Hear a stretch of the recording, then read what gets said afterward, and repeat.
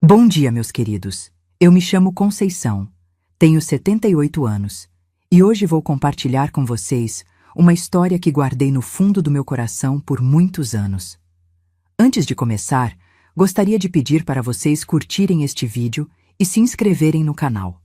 Me contem nos comentários de onde vocês estão assistindo.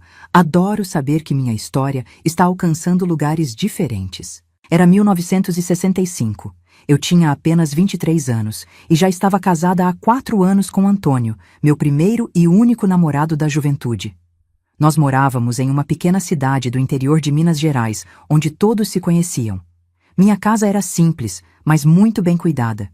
Eu tinha muito orgulho do meu lar. As cortinas de crochê que eu mesma fazia, o jardim com rosas que plantei logo que nos mudamos, cada cantinho tinha um pouco do meu amor. Naquela época, eu já tinha 2 filhos pequenos, o Carlinhos de 3 anos e a Maria Helena de apenas 1 aninho. E eu carregava no ventre o meu terceiro filho. Estava no 5º mês de gestação. A barriguinha já começava a aparecer sob os vestidos que eu mesma costurava. Para economizar, fazia roupas para mim e para as crianças. O dinheiro que Antônio trazia do trabalho na fábrica de tecidos não era muito, mas a gente se virava bem. Antônio era um homem bonito, alto, de sorriso fácil. Quando passávamos juntos na rua, as pessoas comentavam que éramos o casal perfeito. Ele parecia ser um bom marido.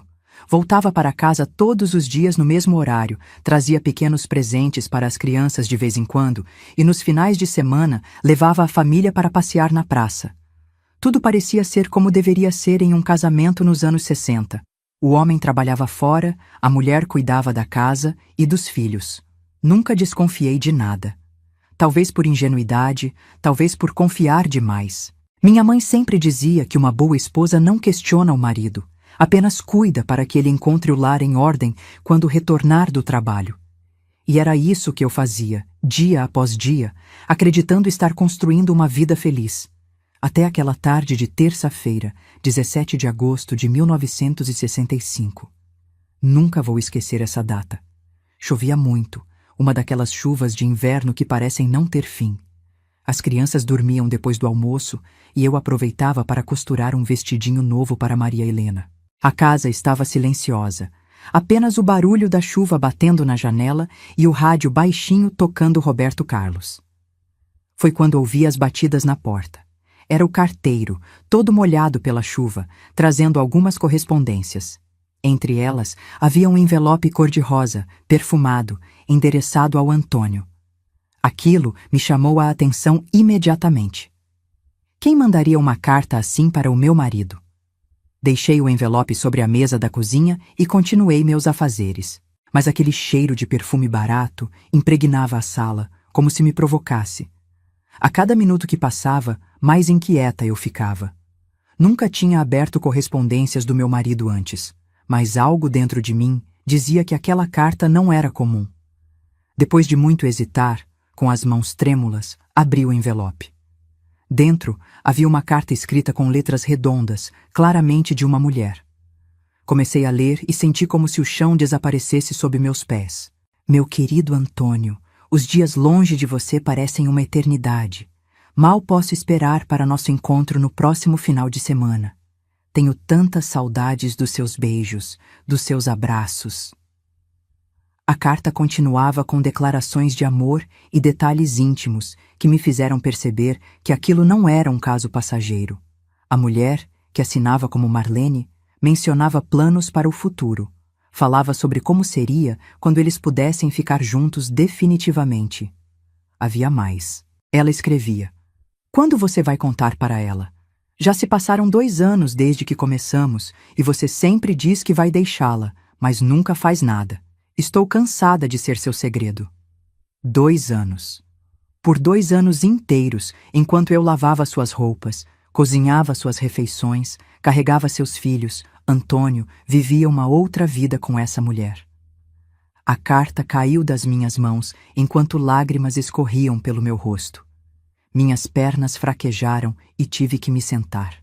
A dor que senti naquele momento é algo que não consigo descrever completamente, mesmo depois de tantos anos. Instintivamente, coloquei as mãos sobre minha barriga, sentindo o bebê se mexer. O que seria de nós agora? Uma mulher grávida do terceiro filho, sem profissão, sem dinheiro próprio, em uma época em que o divórcio não existia legalmente no Brasil, e uma mulher separada era vista como uma vergonha pela sociedade. Fiquei sentada por horas, chorando em silêncio para não acordar as crianças. Quando ouvi o barulho do portão, rapidamente enxuguei as lágrimas. Recoloquei a carta no envelope e o deixei exatamente como estava, sobre a mesa. Decidi que queria ver a reação dele ao perceber que a carta tinha chegado. Antônio entrou em casa, me deu um beijo na testa, como sempre fazia, e foi direto para o banheiro tomar banho. Quando voltou e viu o envelope na mesa, seu rosto mudou de cor. Ele pegou a carta rapidamente e a guardou no bolso, olhando de relance para mim, tentando perceber se eu tinha notado algo estranho. Durante o jantar, ele estava inquieto, falando mais que o normal sobre o trabalho, evitando me olhar nos olhos. Eu apenas respondia com monossílabos, sentindo um nó na garganta que mal me permitia engolir a comida. Depois que as crianças foram dormir, eu não aguentei mais. Com a voz trêmula, perguntei: "Quem é Marlene?" O silêncio que se seguiu foi ensurdecedor. Antônio ficou pálido, depois vermelho. Tentou negar, dizer que não conhecia ninguém com esse nome. Mas quando eu disse que tinha lido a carta, ele mudou de estratégia. Começou a gritar, dizendo que eu não tinha o direito de abrir suas correspondências, que eu tinha invadido sua privacidade. Imaginem só, ele me traía por 2 anos e a culpada era eu por ter descoberto. Foi ali que percebi o quanto estava sozinha naquele casamento que eu acreditava ser perfeito. Naquela noite, não dormimos no mesmo quarto. Eu fiquei acordada até o amanhecer, pensando no que faria da minha vida a partir dali. Nos dias que se seguiram, Antônio alternou entre pedir desculpas, prometendo que terminaria com Marlene, e me culpar pela situação, dizendo que se eu fosse uma esposa melhor, ele não teria precisado procurar outra. Palavras que me cortavam como facas, especialmente porque eu tinha dedicado cada minuto da minha vida para ser exatamente o que acreditava ser uma boa esposa e mãe. Uma semana depois da descoberta, quando eu ainda estava decidindo o que fazer, aconteceu algo que precipitou tudo. Antônio chegou em casa tarde da noite, visivelmente embriagado.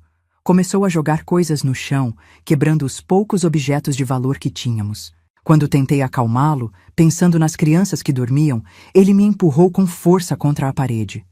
Foi a primeira e única vez que ele levantou a mão para mim, mas foi suficiente. Naquele momento, olhando para seus olhos cheios de raiva, eu soube que não poderia continuar naquele casamento. Não por mim, mas pelos meus filhos. Que exemplo de homem eles teriam se crescessem vendo o pai tratar a mãe daquela maneira? Esperei que ele dormisse e comecei a fazer planos. Eu não tinha para onde ir naquela cidade pequena, onde todos conheciam Antônio e sua família, que era mais influente que a minha. Precisava de um lugar onde pudesse recomeçar, onde ninguém nos conhecesse.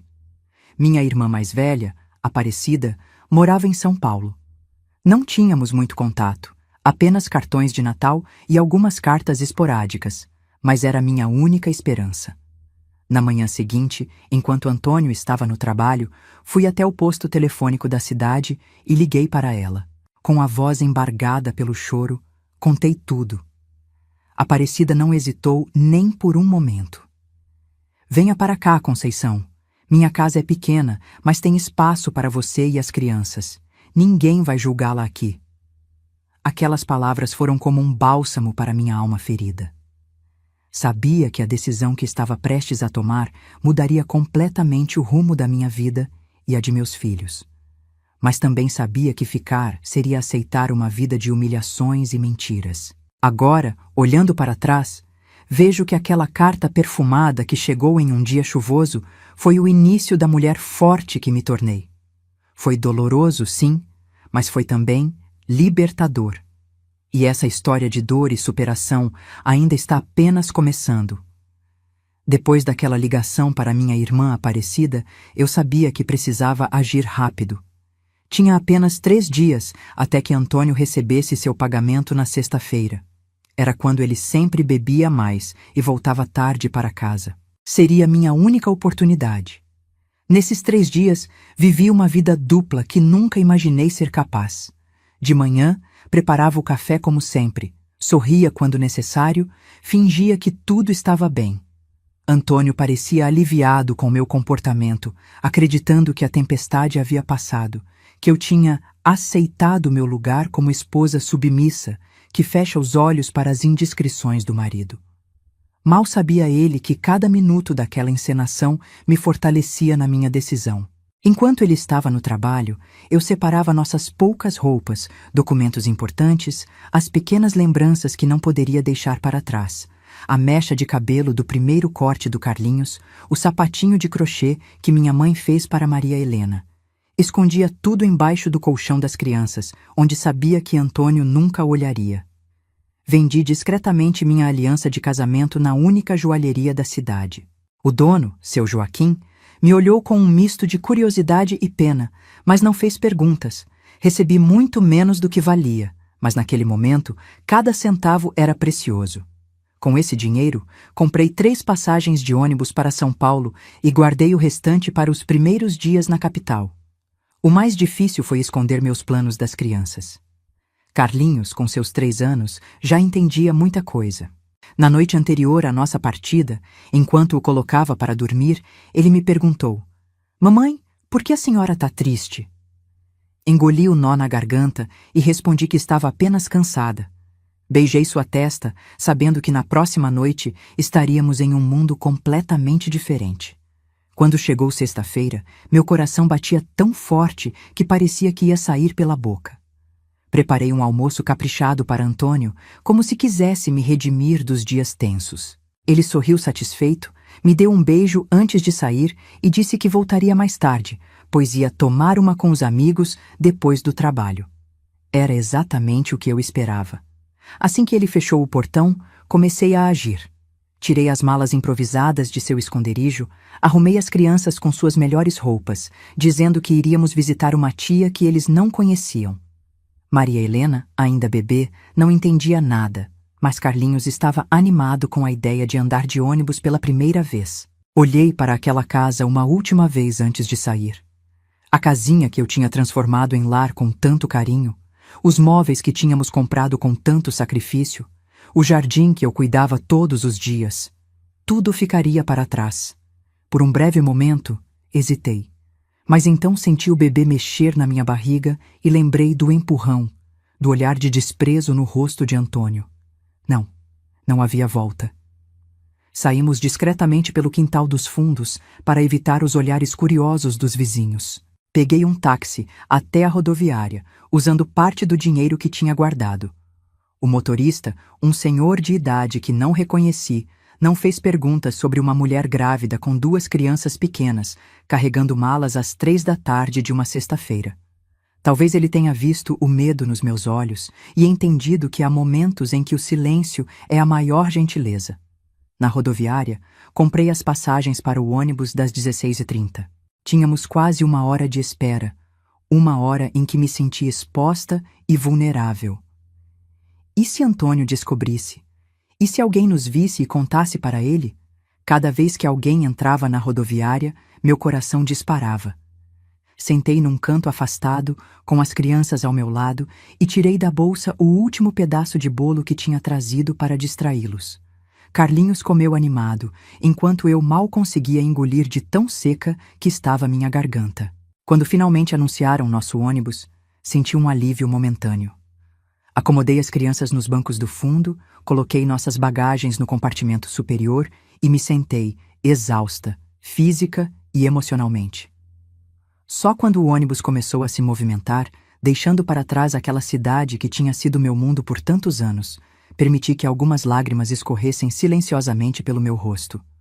A viagem até São Paulo durou quase 12 horas. 12 horas olhando pela janela o mundo passar, enquanto Maria Helena dormia no meu colo, e Carlinhos, encantado com a aventura, apontava para tudo que via lá fora. 12 horas pensando no que seria de nós, uma mulher sozinha com 2 filhos pequenos e um terceiro a caminho, numa cidade grande e desconhecida. Cheguei em São Paulo na madrugada do sábado, com as crianças adormecidas nos braços, uma mala pequena e o coração pesado de incertezas. Aparecida nos esperava na rodoviária, seu rosto mostrando preocupação e carinho. Ela me abraçou longamente, sem dizer nada, e então pegou Maria Helena dos meus braços para me ajudar. Você fez a coisa certa, Conceição, ela disse enquanto caminhávamos para pegar um táxi. Agora vamos para casa descansar, amanhã pensamos no resto.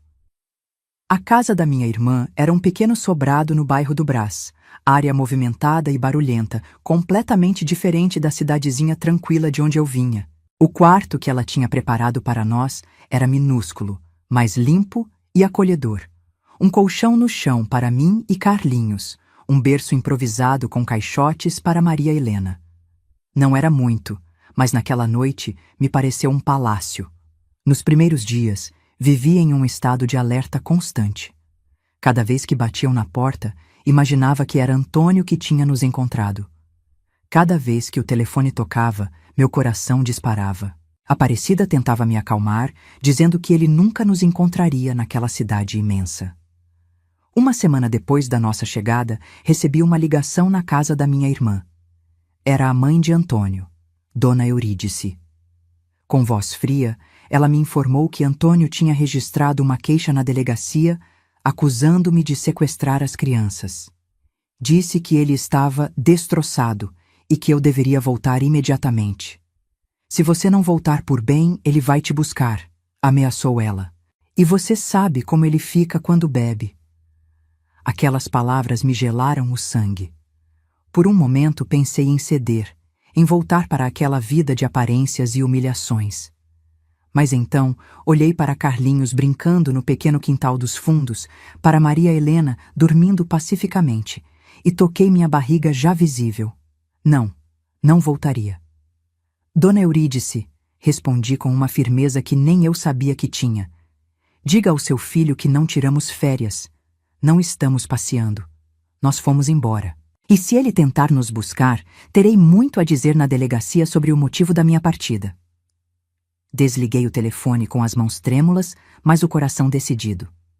Aparecida, que tinha ouvido tudo, me abraçou em silêncio. Foi naquele momento que percebi que não havia volta. Eu tinha que construir uma nova vida ali, por mim e pelos meus filhos.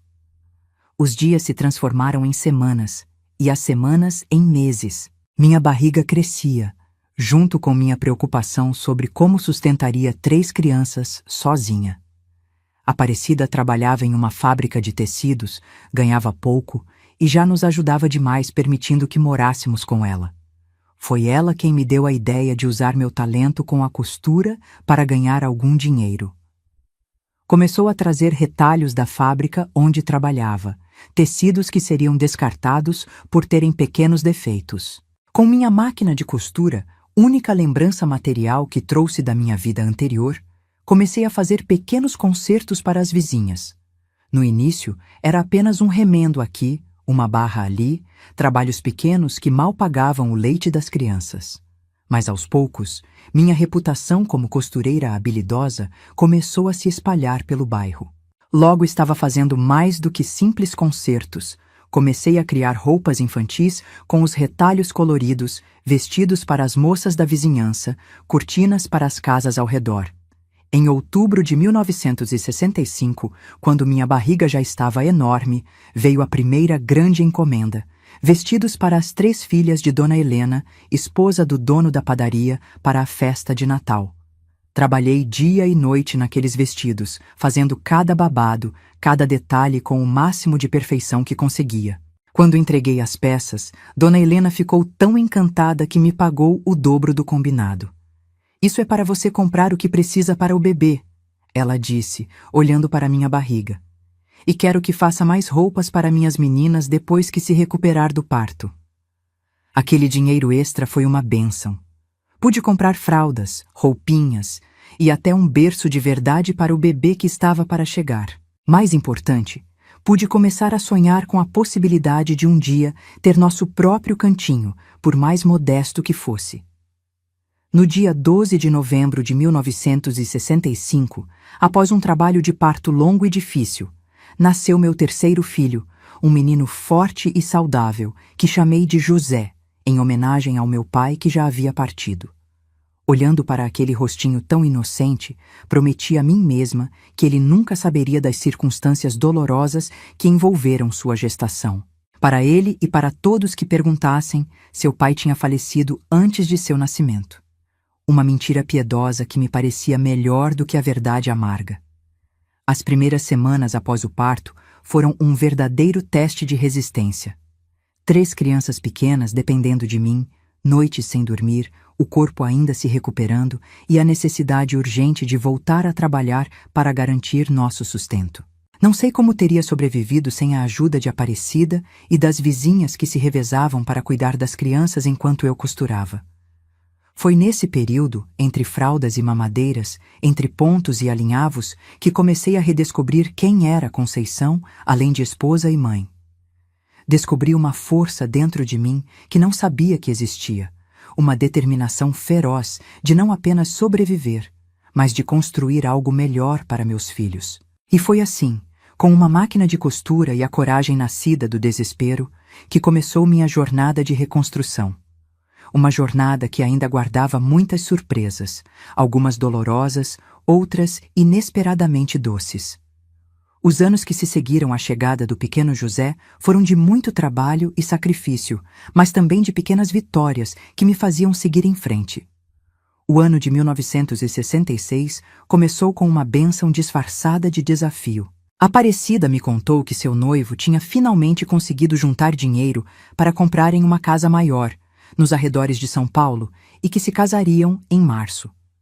Fiquei genuinamente feliz por minha irmã, que havia adiado seus sonhos por tanto tempo para nos ajudar, mas ao mesmo tempo o medo me consumia.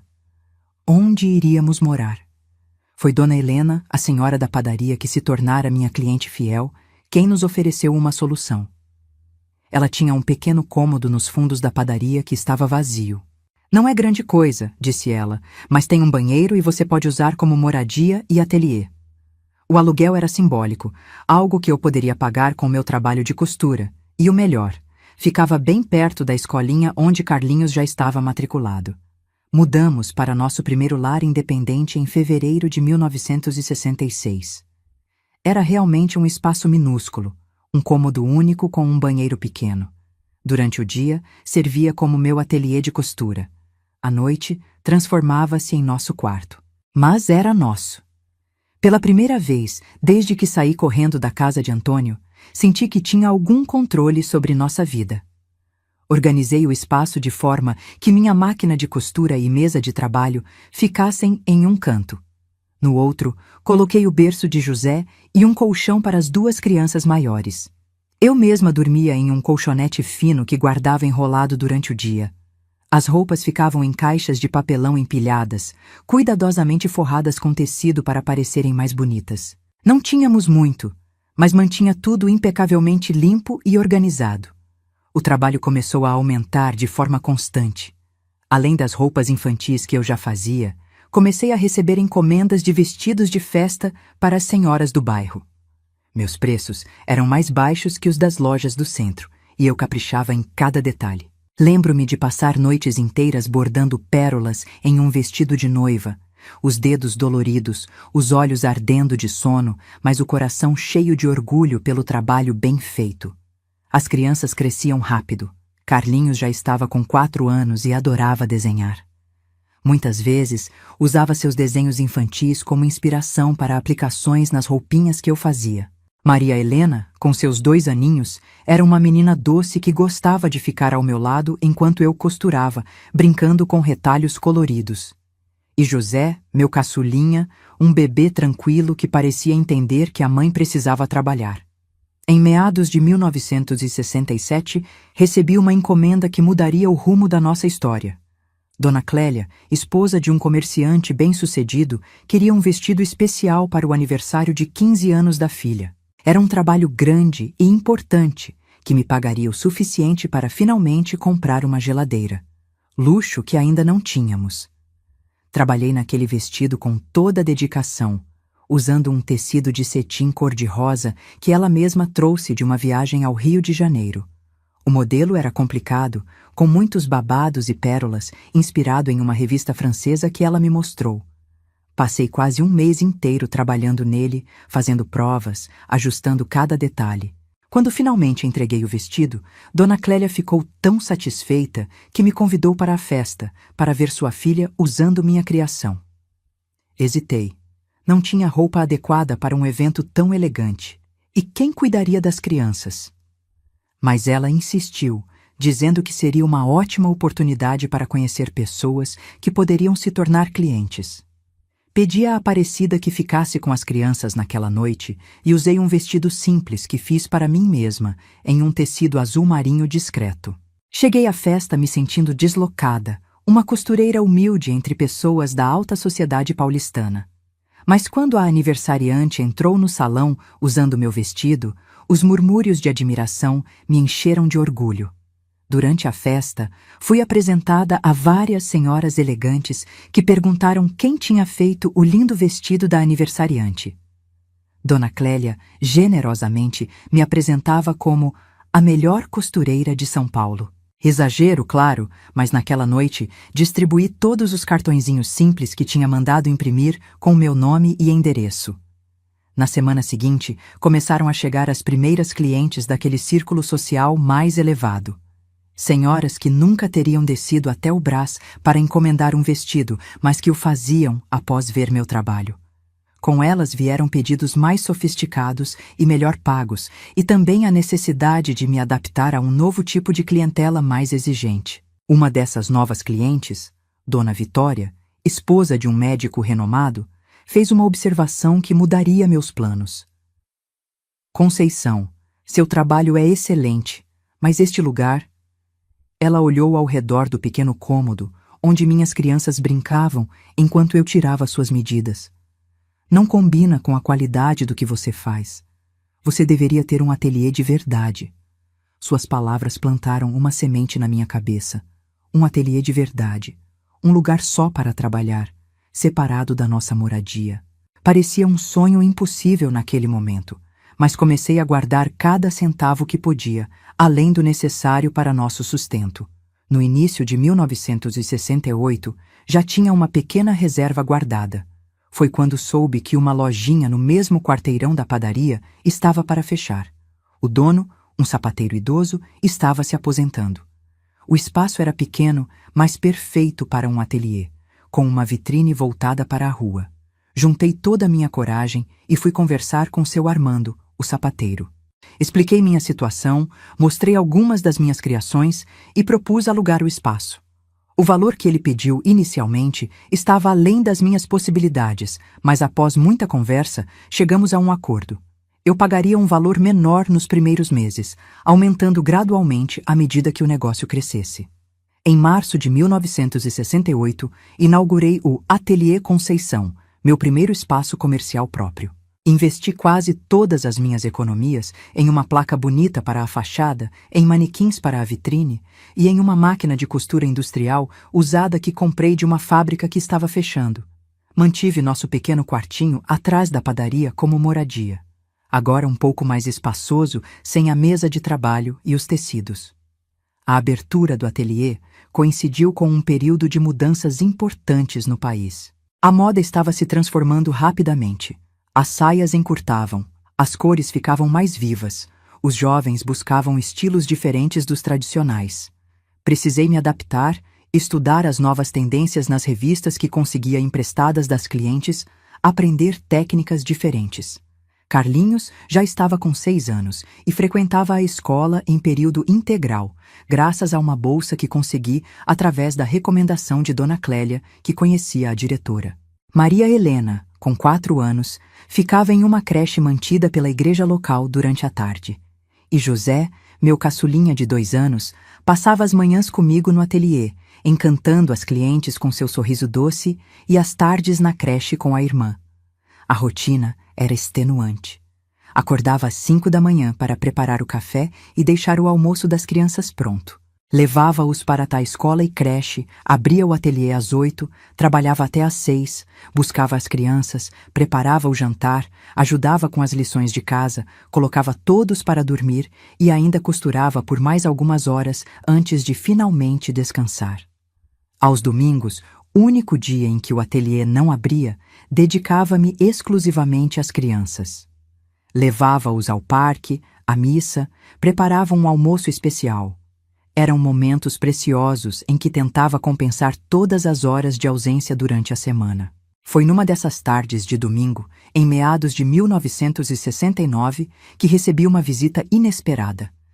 Estávamos no pequeno parque do bairro, as crianças brincando no balanço, quando vi um rosto familiar se aproximando. Meu coração quase parou. Era Laura, prima de Antônio. Por um momento, o medo tomou conta de mim.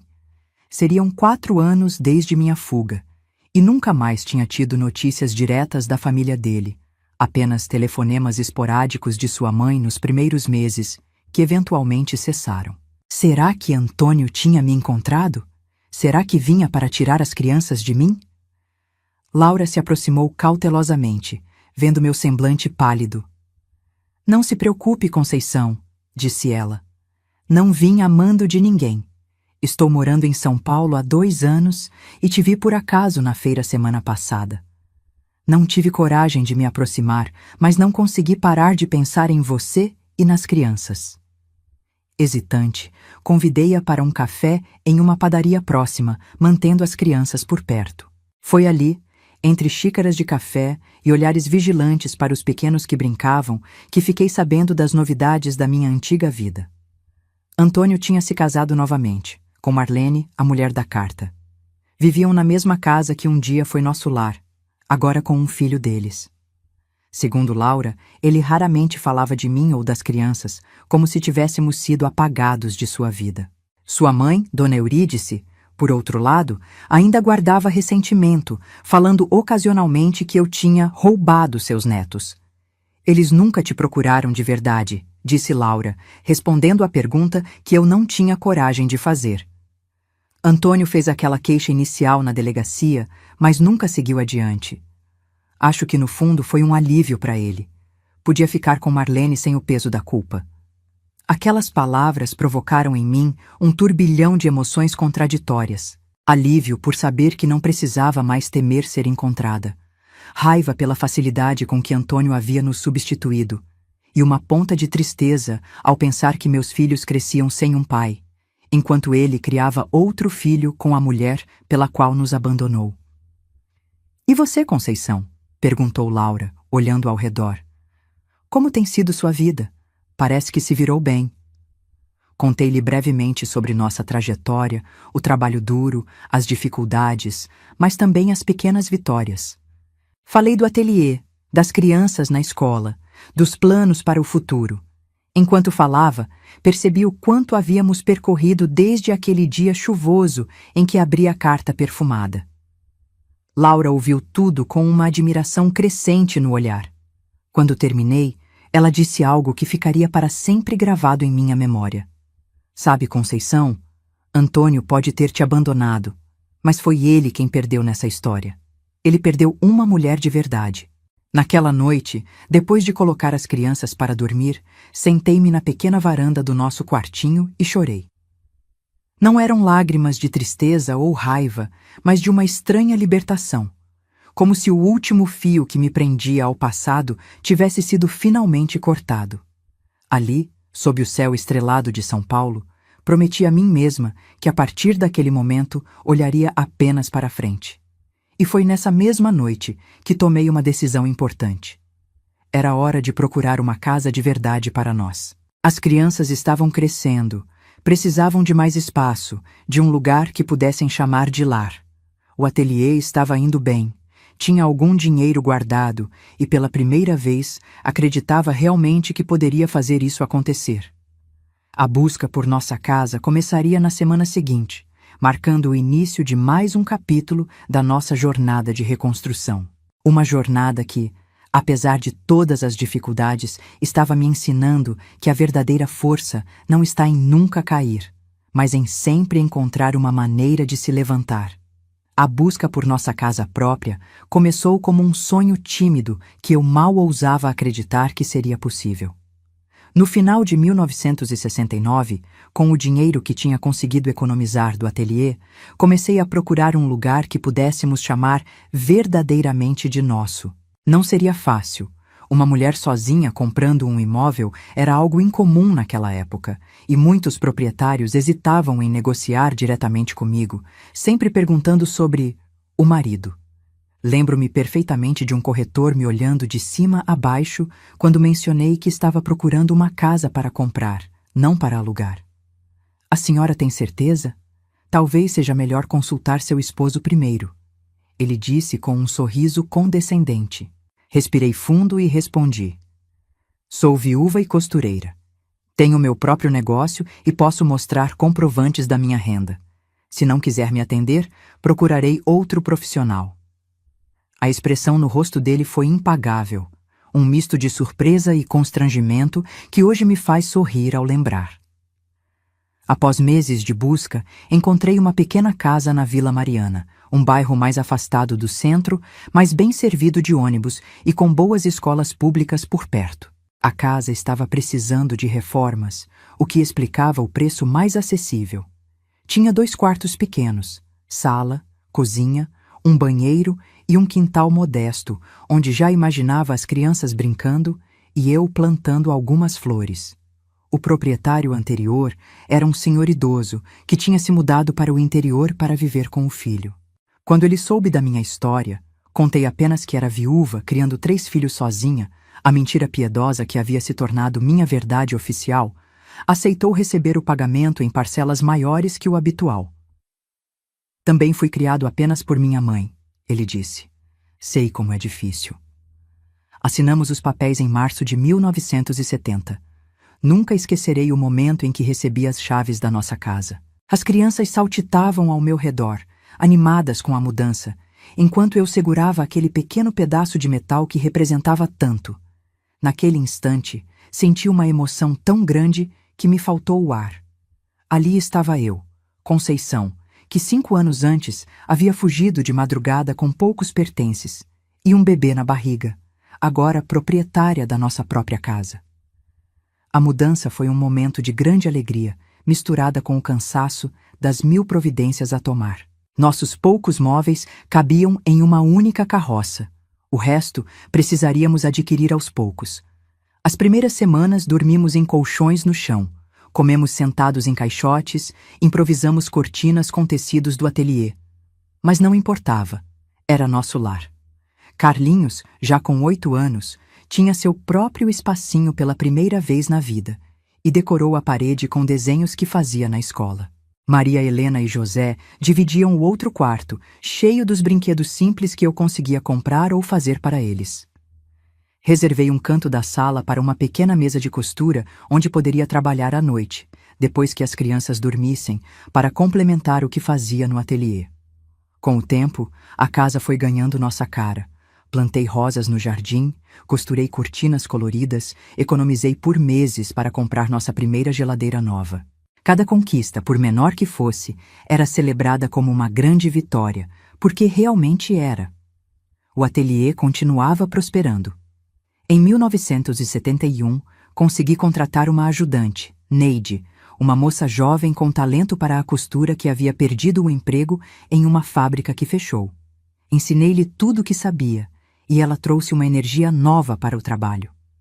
Com a ajuda dela, pude aceitar mais encomendas e, finalmente, ter alguns domingos completamente livres para me dedicar às crianças. Foi em um desses domingos, levando os pequenos ao parque do Ibirapuera, que conheci Helena, uma professora primária que se tornaria uma grande amiga. Nossas crianças começaram a brincar juntas, e logo estávamos conversando como velhas conhecidas. Helena era viúva de verdade, tendo perdido o marido na construção de Brasília, e criava sozinha um filho da idade de Carlinhos. Nossa situação semelhante criou um vínculo imediato. Helena se tornou uma presença constante em nossas vidas. Às vezes, cuidava das crianças quando eu precisava trabalhar até mais tarde no ateliê. Outras vezes, simplesmente vinha à nossa casa para um café e longas conversas. Foi ela quem me encorajou a retomar os estudos que havia abandonado ao me casar com Antônio. Conceição, Você é inteligente demais para ter apenas o primário, dizia ela. Agora que as crianças estão maiores e seu negócio está estabilizado, por que não faz o ginásio no supletivo? A ideia me assustava e atraía ao mesmo tempo. Estudar novamente depois de tantos anos? E quando teria tempo entre o ateliê e as crianças?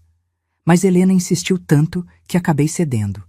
Em 1972, aos 30 anos, voltei a frequentar uma sala de aula, no curso supletivo noturno, oferecido pela mesma escola onde Carlinhos estudava.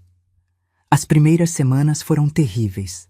Sentia-me deslocada, mais velha que a maioria dos colegas, envergonhada de minhas dificuldades com matérias como matemática e ciências.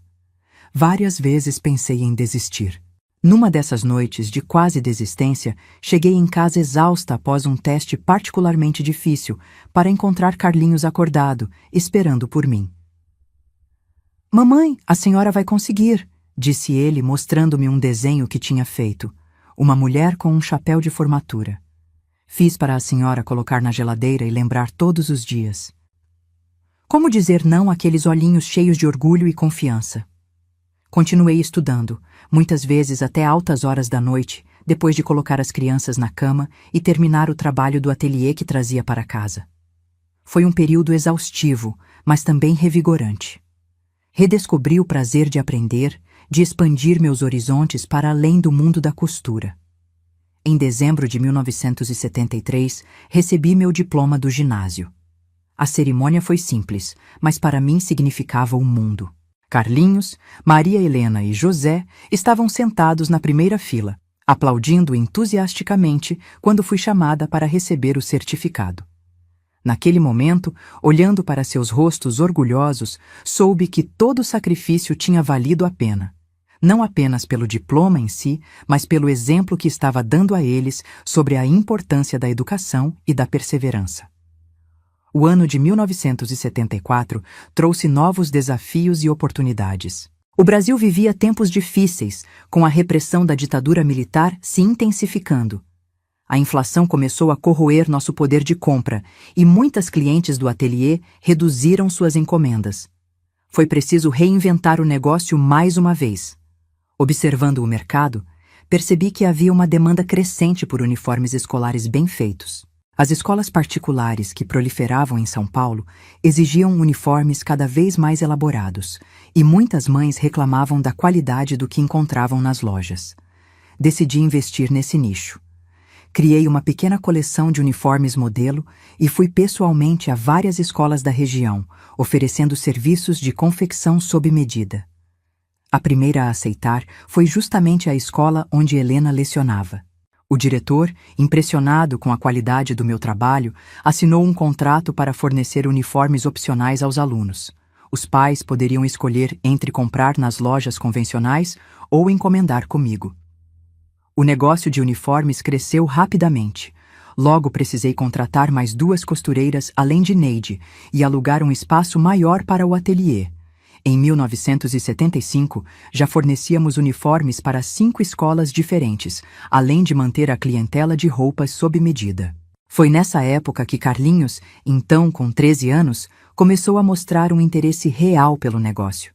Não pela costura em si, mas pela parte administrativa, com uma facilidade impressionante para a matemática, tão diferente de mim. Ele me ajudava a calcular orçamentos, controlar estoques e organizar as finanças do ateliê. Sua ajuda foi fundamental para a expansão que realizamos. Maria Helena, por sua vez, herdou meu talento manual. Aos 11 anos, já sabia fazer pequenos bordados e ajudava nos acabamentos mais simples das peças. José, com 9 anos, era o mais quieto dos 3, sempre com um livro na mão, sonhando em ser médico algum dia.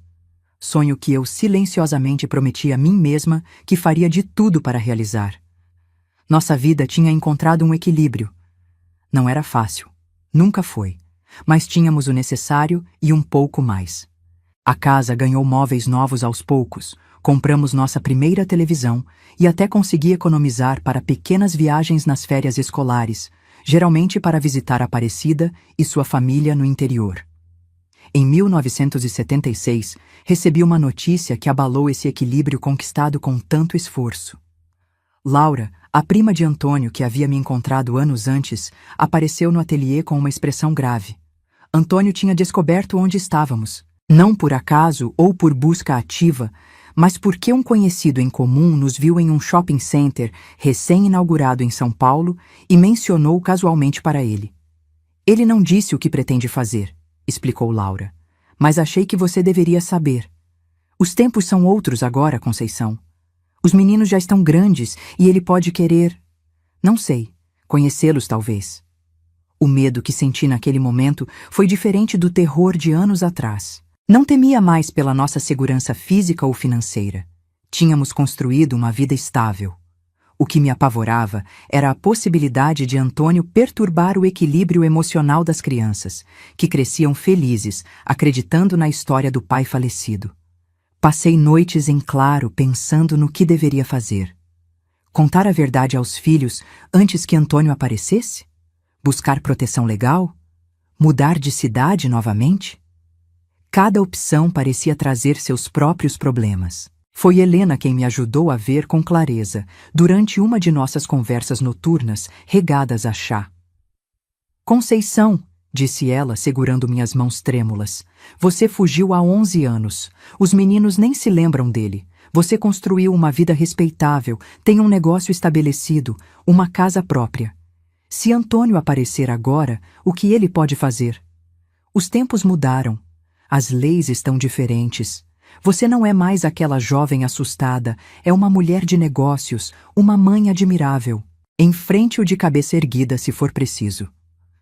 As palavras de Helena me deram a coragem que precisava. Na manhã seguinte, procurei um advogado recomendado por um cliente do ateliê. Expliquei minha situação, sem omitir nada. O casamento infeliz, a traição, a fuga com as crianças, a mentira sobre ser viúva. O advogado, Dr. Paulo, ouviu tudo com atenção e sem julgamentos. Senhora Conceição, disse ele após alguns momentos de reflexão, legalmente, o senhor Antônio poderia tentar reivindicar direitos sobre os filhos, é verdade. Mas temos a seu favor o abandono de fato, já que ele nunca tentou seriamente encontrá-los, nem contribuiu para o sustento deles todos esses anos. Além disso, temos seu histórico de vida exemplar, criando 3 filhos sozinha, oferecendo-lhes educação, moradia digna e amor. Nenhum juiz tiraria essas crianças de você. Aquelas palavras foram como um bálsamo para minha alma atormentada. Passei os meses seguintes na expectativa da visita de Antônio, preparando-me emocionalmente para o confronto. Cheguei a ensaiar mentalmente o que diria, como me portaria, como protegeria meus filhos do turbilhão que poderia vir. Mas Antônio nunca apareceu. Soube por Laura, quase 1 ano depois, que ele havia comentado em uma reunião familiar que tinha visto a Conceição e os meninos de longe, em um domingo no parque, mas que eles pareciam felizes e ele havia decidido deixar as coisas como estavam. Nunca soube se isso era verdade, se ele realmente nos viu e tomou essa decisão, ou se apenas disse isso para salvar as aparências perante a família. O que importava é que nosso medo havia sido infundado. Podíamos continuar nossa vida em paz. E foi o que fizemos. Nosso pequeno ateliê cresceu para uma confecção de tamanho médio. Em 1978, já tínhamos 12 funcionárias e fornecíamos uniformes para escolas em toda a cidade. Carlinhos, terminando o colegial, já era praticamente o gerente administrativo do negócio. Maria Helena mostrava talento para o design, criando modelos novos que agregavam elegância aos uniformes tradicionais. E José mantinha seu sonho de medicina, estudando incansavelmente para o vestibular que se aproximava. A casa na Vila Mariana, que um dia nos pareceu um luxo inalcançável, agora estava pequena para nossa família em crescimento. Em 1979, compramos uma casa maior no mesmo bairro, com um quarto para cada um dos filhos e um escritório para mim. O jardim espaçoso permitiu que eu realizasse um pequeno sonho: plantar uma jabuticabeira, igual a que existia no quintal da casa dos meus pais na infância. Olhando para trás, para a jovem assustada que saiu de madrugada com 2 crianças pequenas e um bebê na barriga, sem saber o que o futuro reservava, mal posso acreditar na jornada que percorremos. A carta perfumada que encontrei naquele dia chuvoso e que a princípio me pareceu a maior tragédia da minha vida, acabou sendo o início da minha verdadeira história. Uma história de dor, sim, mas principalmente de coragem, determinação e amor. Uma história que moldou não apenas minha vida, mas a dos meus filhos, que cresceram vendo na mãe um exemplo de que é possível recomeçar, não importa quão difícil pareça o caminho. Hoje, olhando para meus cabelos brancos no espelho, para minhas mãos marcadas por anos de trabalho com agulha e linha, sinto uma paz que a jovem Conceição jamais imaginou ser possível. A vida não foi fácil, mas foi vivida com dignidade e coragem. E no final das contas, não é isso que importa? A carta que um dia mudou tudo acabou mudando para melhor, embora na época eu não pudesse imaginar. Ela me forçou a encontrar uma força que eu não sabia que existia dentro de mim. Uma força que, espero, possa inspirar outras mulheres que assistem este vídeo e talvez estejam passando por momentos difíceis semelhantes. Nunca é tarde para recomeçar. Nunca é tarde para ser feliz. Esta é a lição mais preciosa que aprendi em minha jornada e que compartilho com vocês hoje, do fundo do meu coração. Obrigada por assistirem até aqui. Se esta história tocou seu coração, compartilhe com alguém que possa precisar ouvir que há esperança mesmo nos momentos mais escuros. Se gostaram do vídeo, não se esqueçam de curtir e se inscrever no canal. Grandes abraços da Vovó Conceição.